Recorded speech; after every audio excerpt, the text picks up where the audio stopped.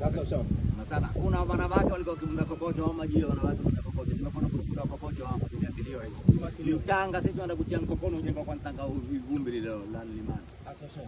Hakuna mtu amefaidika hata mwa wala hakuna mtoto hata mwa ametukuliwa kibarua pale. Mwisho kuisha huu. Alitukuliwa huu ni fundi huu.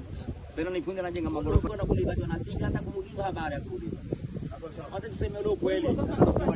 Hili nyinyi kama wenyeji hapa, nyinyi hamkutoa maoni hayo. Sisi kule hatukutoa maoni hayo. Maoni hali toka wapi?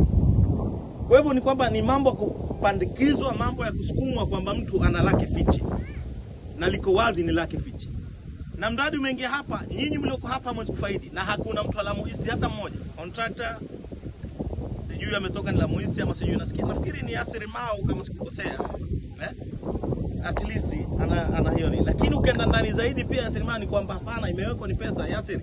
Percentage fulani ni yangu, percentage fulani ni yangu. Tunaelewa wakanitoa. Hawezi kwa sababu siri zilizoko huwezi kuzikubali.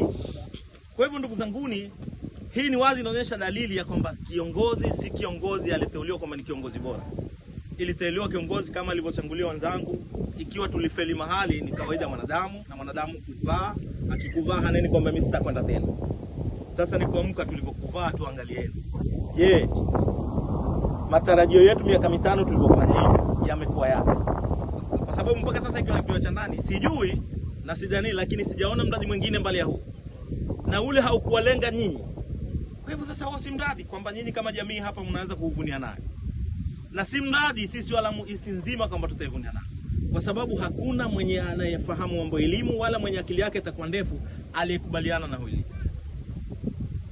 County director aliyekuweko aliondoka, alisukumana naye alipolazimisha sana, yule akamwambia fanya, kwani hiyo pesa ni yangu, ni yenu, potezeni vile mtapoteza. Wewe mpaka mtu mtaalamu akwambie poteze hiyo pesa, wewe ni kiongozi na gani? Kwa hivyo ndugu zangu, nyinyi mmeona na mambo mengine yale mmeona, ni wazi kwamba tuliteleza na tukakuvaa. Sasa tuangalieni. Tumekuja na Mheshimiwa Sharifu leo, amekuwa katika uongozi na mnafahamu sera zake.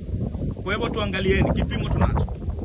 Sasa je, tukimaliza hii miezi 6 ni mwaka mmoja, tutakuwa na mawazo gani? Na mimi naomba kitu kingine. Leo sisi tumekuja hapa. Hii pini na hakikishia na yeye atakuja. Lakini kama alivyosema kijana yule, na nimefurahishwa sana.